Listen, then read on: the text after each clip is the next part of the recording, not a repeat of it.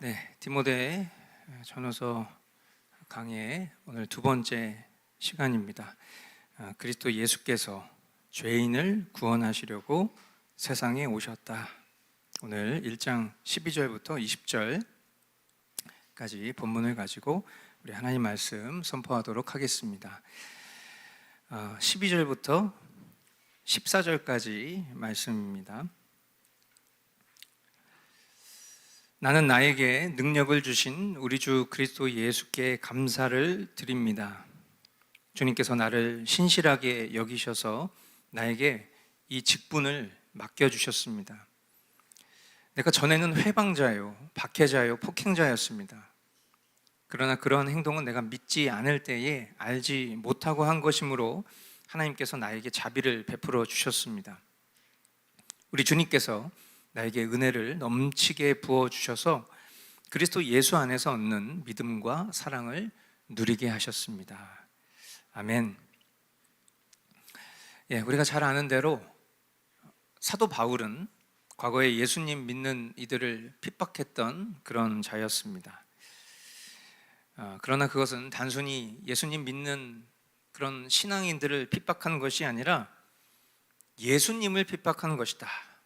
그렇게 우리 예수님은 바울에게 말씀하신 적이 있습니다. 사도행전 9장 4절로 5절 말씀입니다. 그는 땅에 엎어졌다. 그리고 그는 사울아 사울아 네가 왜 나를 핍박하느냐 하는 음성을 들었다. 그래서 그가 주님 누구십니까 하고 물으니 나는 네가 핍박하는 예수다. 아멘.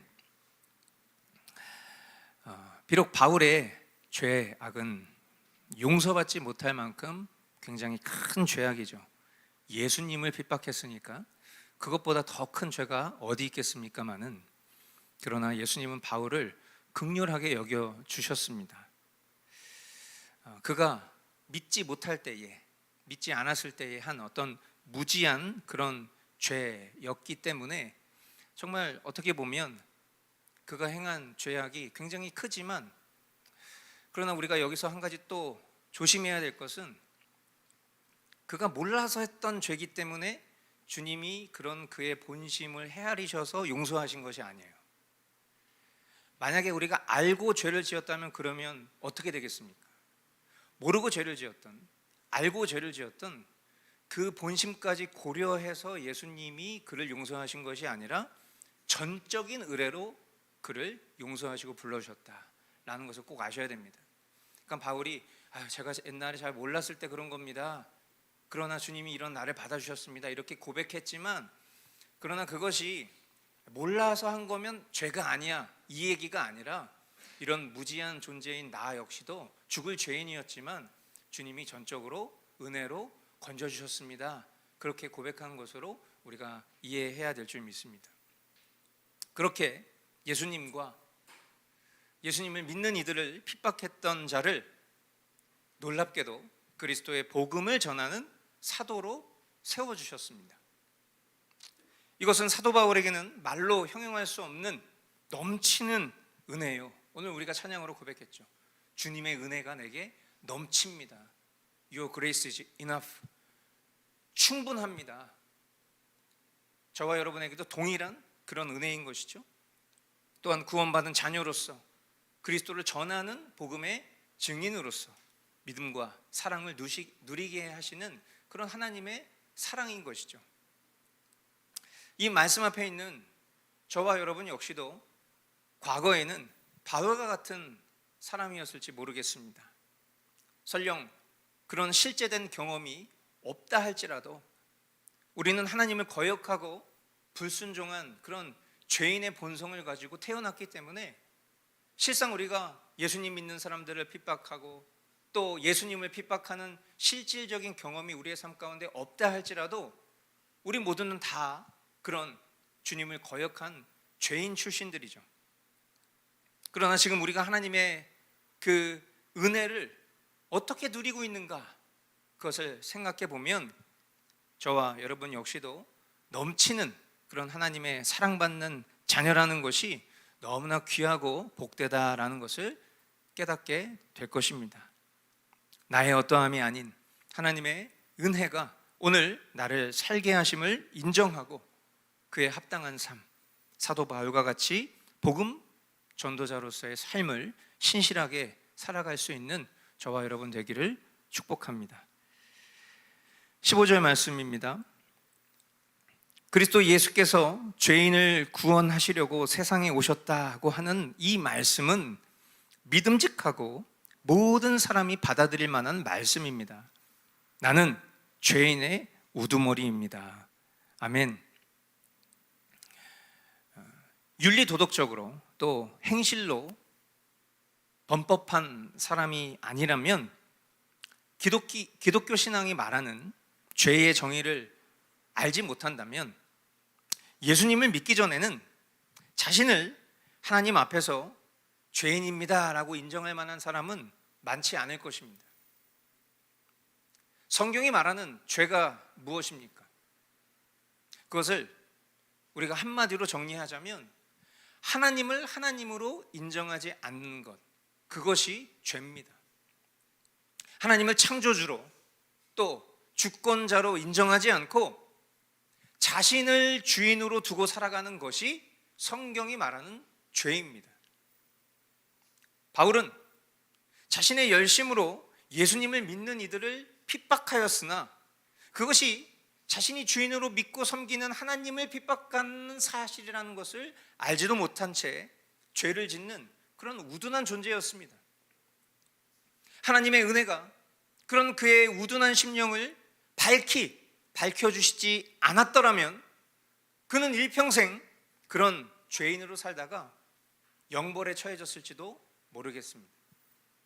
그러나 그런 그에게 예수님이 찾아오셨고 그의 우둔한 심령을 밝혀주셨고 그가 복음을 전하는 사도가 되었으니 그에게 있어서 그리스도 예수께서 죄인을 구원하시려고 세상에 오셨다라는 이 말씀은 더 이상 어떤 관념적인 말이야 또는 교리가 아니라 실제된 복음, 구원의 음성이라는 것이 분명해진 것입니다.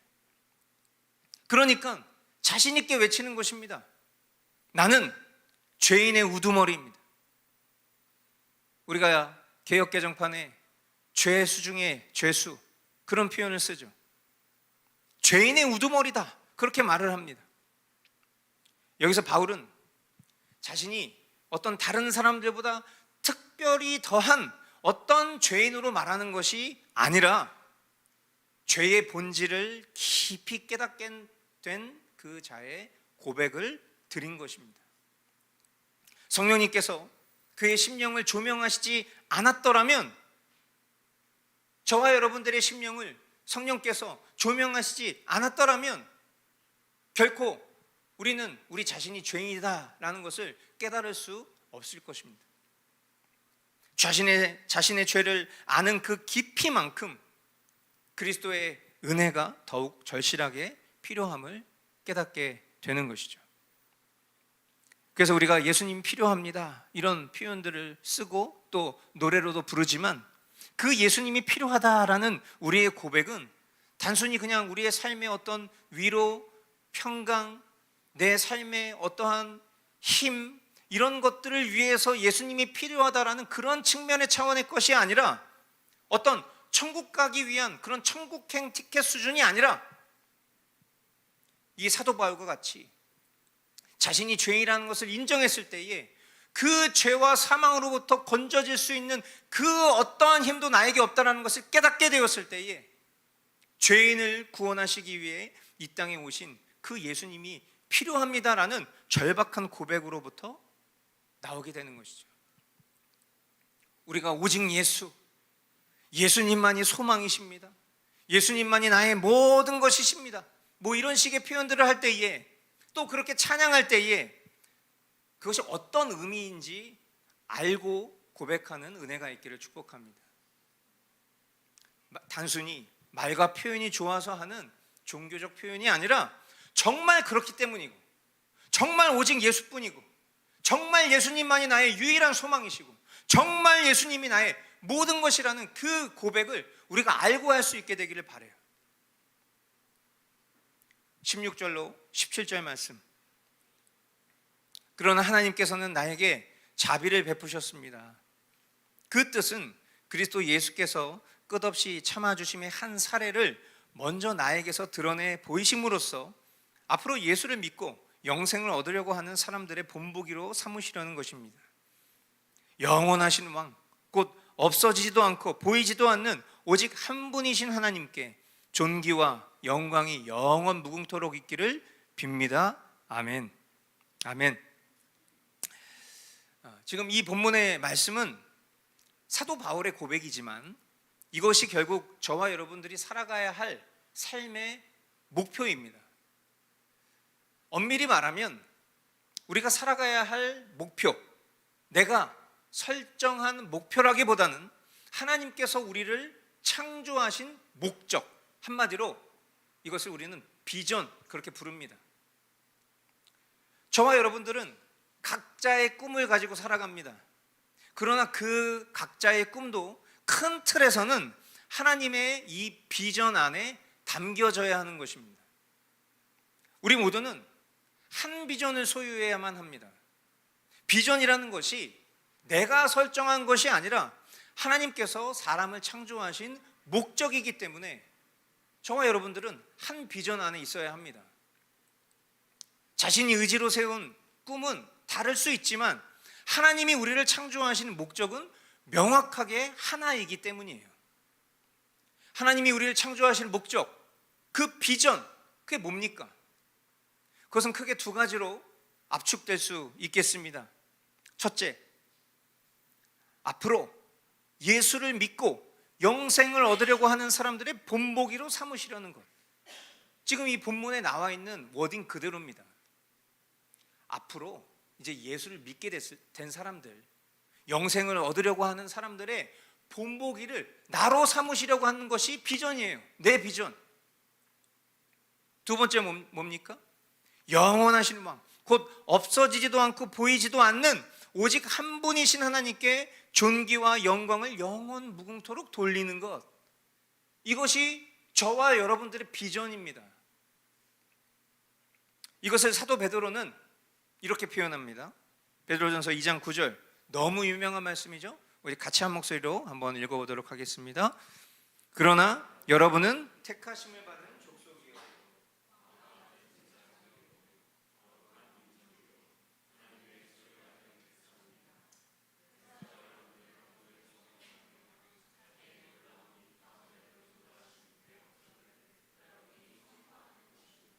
아멘. 이것을 우리가 배운 교리는 또 이렇게 표현합니다. 웨스트민스터 소요리 문답 1문 1답, 우리 예배당 입구 문 앞에도 기록되어 있는 말씀이죠. 제가 질문해 보겠습니다. 사람의 제일 되는 목적이 무엇인가?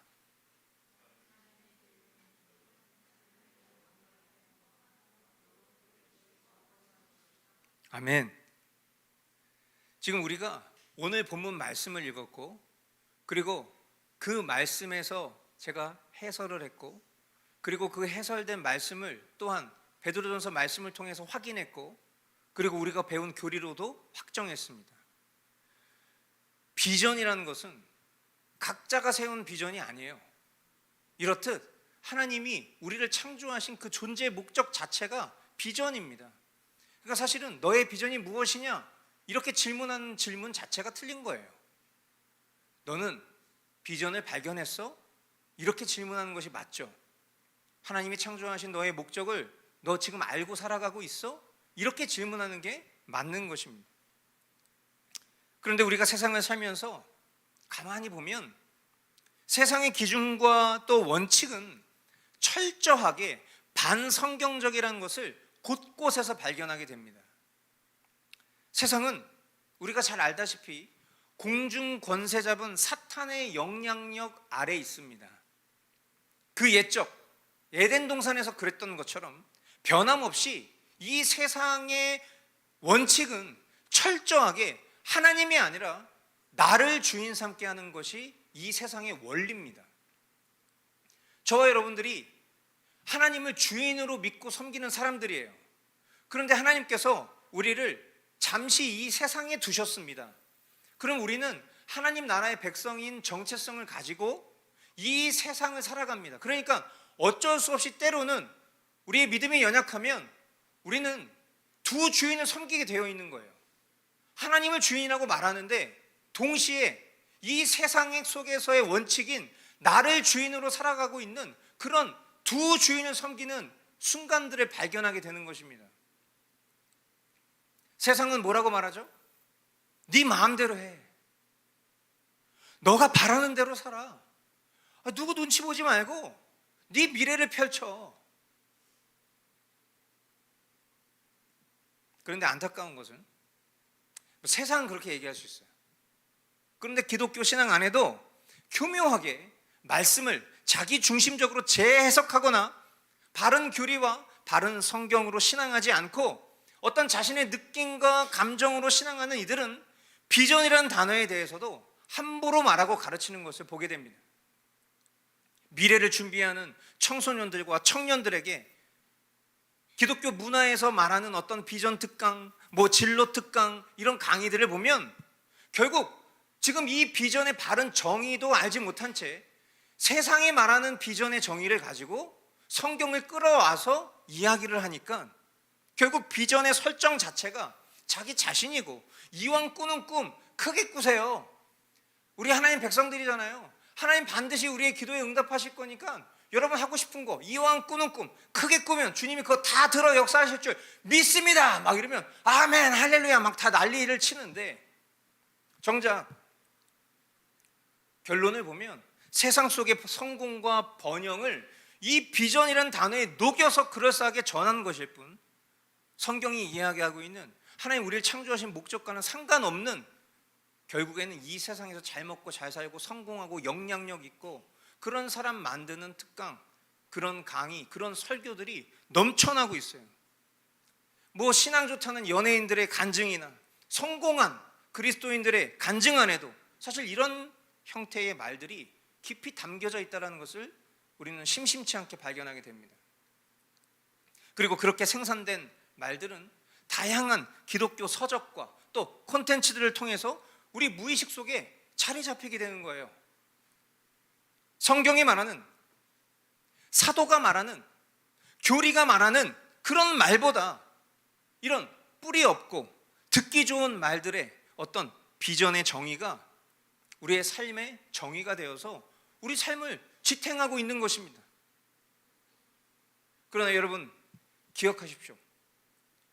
우리의 비전도 우리의 것이 아닙니다. 내가 내 것이 아니라고 고백하는 사람들이잖아요. 우리가 나의 주인이 주님이시라고 고백하는 사람들이잖아요. 그런데 어찌 비전은 내 것이 될 수 있습니까? 내 비전도 주님께로부터 오는 것입니다.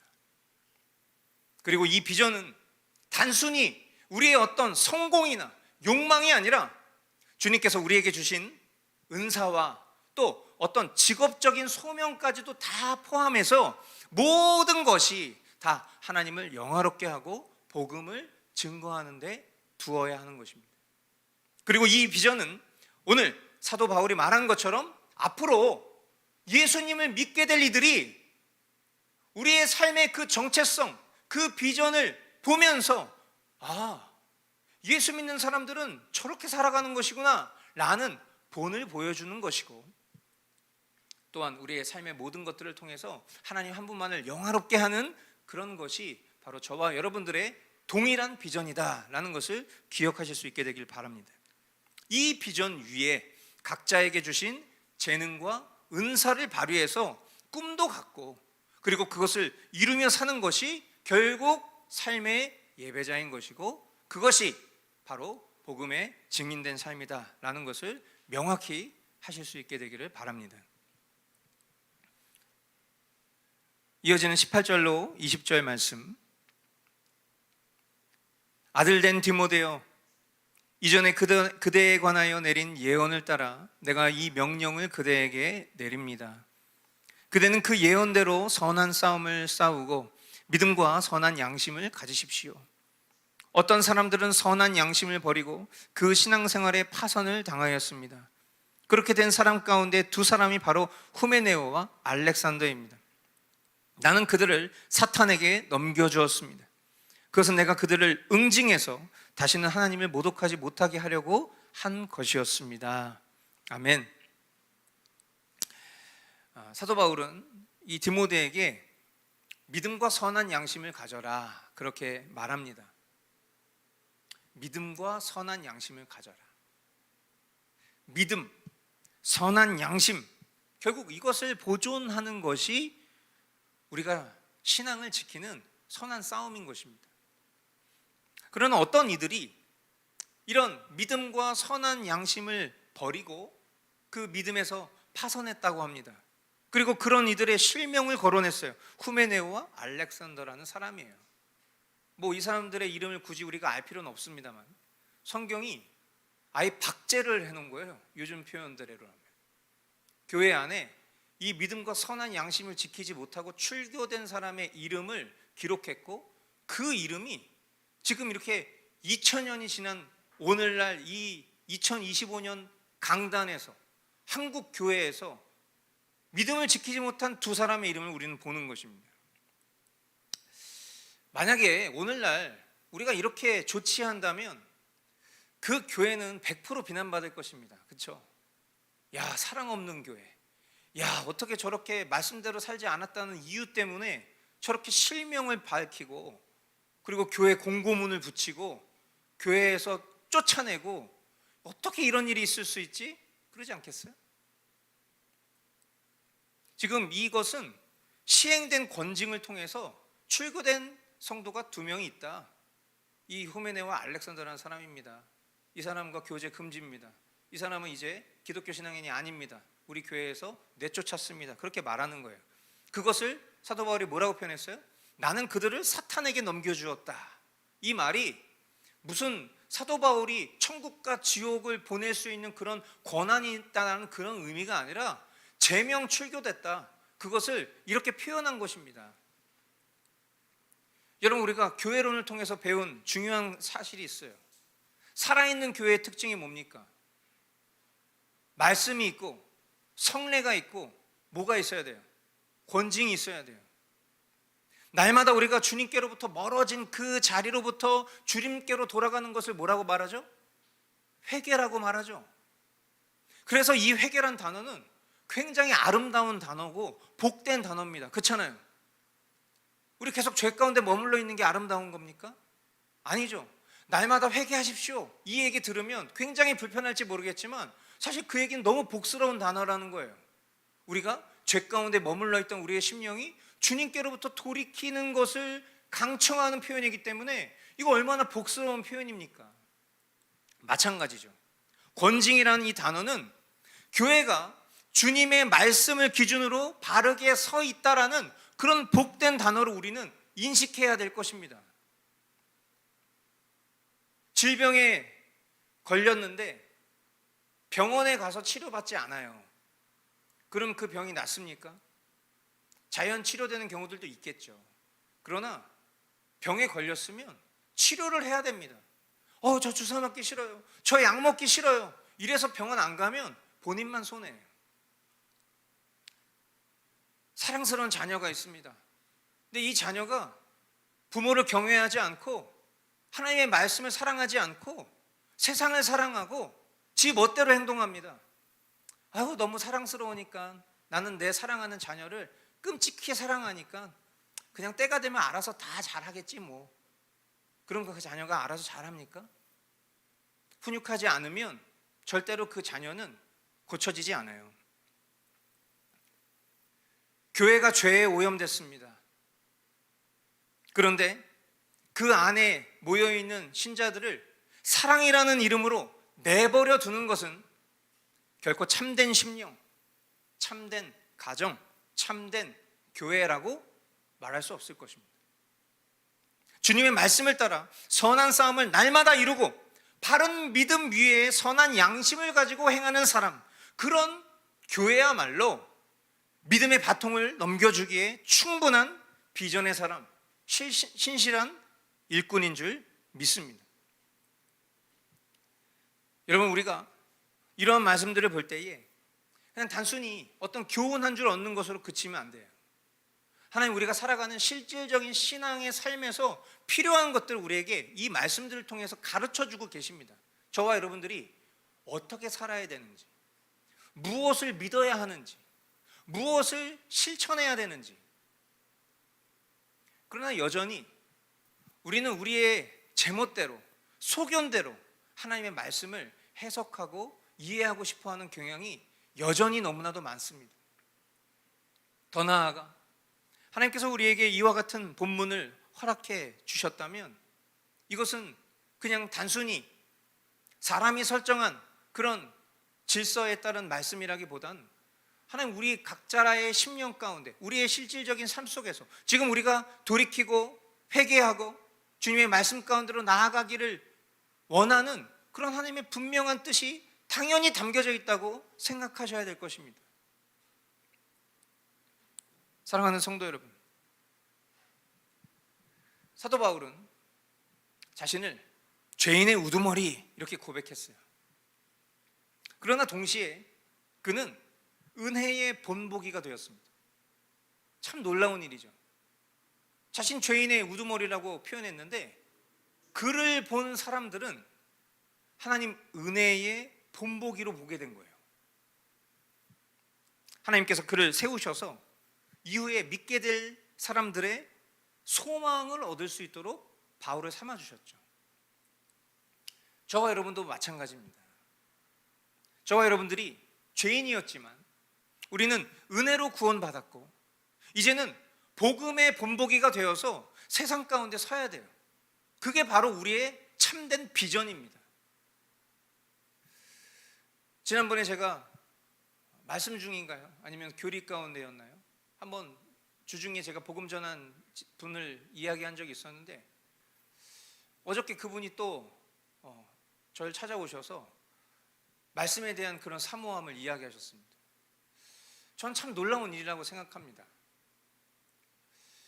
그에게 무엇이 소망되었기에 그가 평범한 한 신자요 또 목사인 저에게 무언가 그 복음의 소식을 알고자 하는 열망을 갖게 되었을까? 제가 윤리도덕적으로 흠결없는 사람도 아니고 그리고 또 일상을 살아가면서 누군가에게 대단한 호의를 베푸는 사람도 아니지만 왜 그는 나를 보고 소망을 갖게 되었을까? 그런 생각을 해볼 때에 바로 이 말씀과 저 자신의 심령을 투영해 보게 됩니다. 그것은 저의 어떠함이 아니죠. 하나님께서 기회를 주시는 거예요. 우리가 갖는 소망을 선전할 수 있는 기회. 제가 잘 살아서 그런 것이 아닙니다. 주님은 우리를 그런 목적으로 이 땅 가운데 보내셨기 때문이에요. 우리가 뭔가 착하고 누군가에게 굉장히 대단한 봉사를 하고 우리가 뭔가 좋은 행실을 갖고 있어야지만 하나님이 그런 우리를 사용하시는 것이 아니에요. 그것이 구원론과 똑같은 겁니다. 하나님, 우리가 형편없어도 그 형편없는 속에서도 반드시 이 하나님 나라의 소망을 전할 수 있는 기회를 우리를 통해서 반드시 그 일을 이루기를 원하신다는 것을 기억하셔야 돼요. 그렇다고 대충 살자는 얘기는 당연히 아니죠. 그러나 여러분, 우리가 만약에 그런 기회를 얻었는데 만약에 그 기회 가운데 우리가 바른 복음을 전하지 못한다면 얼마나 안타깝겠습니까? 또한 우리가 거룩한 삶을 살지 못해서 하나님의 명예가 실추될 수밖에 없는 그런 상황에 놓이게 된다면 그 또한 얼마나 안타까운 일이겠어요. 오늘 이 말씀은 우리에게 그와 같은 것들을 가르쳐 주는 것입니다. 그러므로 저와 여러분들의 삶은 두 방향으로 나아가야 된다고 생각합니다. 먼저는 예수 그리스도의 은혜를 증거하는 복음의 본보기가 되어야 되는 것입니다. 할렐루야. 여러분, 이거 너무나 중요한 거예요. 우리가 복음의 증인 굉장히 많이 떠들어대지만 실상 만약에 우리가 실제 살아가는 삶에서 복음을 증거하지 않고 살아간다면 참된 신자가 아닐 수도 있다는 얘기를 계속하고 있어요. 그리고 우리가 이 말씀을 통해서 보듯이 참된 신자라면 복음을 전하지 않을 수 없다는 것을 깨닫고 확인하게 됩니다. 그러므로 여러분, 기회를 얻든지 못 얻든지 항상 복음을 전할 수 있는 준비를 하셔야 됩니다. 그것이 하나님이 우리를 창조하신 목적, 비전이기 때문입니다. 그리고 또 한 가지의 방향은 무엇이죠? 영원하신 하나님께 존귀와 영광을 올리는 예배자로 살아야 됩니다. 아멘. 저와 여러분들의 삶이 하나님께 드려지는 향기로운 제사, 향기로운 예배라는 것을 늘 기억하셔야 돼요. 우리가 행하는 모든 일들의 중심이 나가 돼서는 안 됩니다. 그거는 예배가 아니에요. 그거는 우상 숭배입니다. 그러나 나의 삶의 주인이 주님이신 것처럼 내 삶의 비전도 주님의 것이라는 것을 인정하면서 우리가 살아가는 삶의 모든 순간, 선택, 결정, 그 모든 것들이 과연 이것이 하나님을 영화롭게 하는 일인가? 아니면 그저 내 자아를 추구하기 위한 변명일 뿐인가? 라는 것들을 우리는 분별할 수 있어야 돼요. 그 길에서 우리는 끊임없는 싸움을 하게 될 것입니다. 그것이 앞서 이야기했던 믿음과 선한 양심을 붙드는 싸움이죠. 내 믿음은 무엇에 근거한 믿음인가? 내가 지키고자 하는 이 선한 양심은 누구를 위한 것인가? 라는 이런 끝없는 싸움 속에서 우리가 실패하지 않고 그 길을 완주할 수 있는 힘도 우리의 것이 아닌 주님의 은혜라는 사실을 기억하십시오. 실패할 수도 있어요. 잘못할 수도 있어요. 그러나 두려워할 필요는 없습니다. 저와 여러분들을 부르신 주님께서 능력을 주셔서 우리로 하여금 그 복음의 바통을 끝까지 붙잡고 오는 세대와 또 우리 주변에 있는 이웃들에게 충성스럽게 전하도록 저와 여러분들을 지켜주실 것이기 때문입니다. 아멘이시죠? 오늘 말씀의 제목이자 본문의 핵심 구절이었던 그리스도 예수께서 죄인을 구원하시려고 세상에 오셨다. 할렐루야. 이 말씀은 오늘 저와 여러분들의 신앙 고백이자 동시에 교회의 비전이고 또 우리가 평생 싸워야 할 선한 싸움의 원동력이다라는 것을 꼭 기억하실 수 있게 되기를 바랍니다. 그렇게 복음의 경주 가운데 복음의 바통을 전달하는 저와 여러분들 될 수 있기를 축복합니다. 오늘 우리에게 허락하신 우리 말씀 붙들고 기도하겠습니다.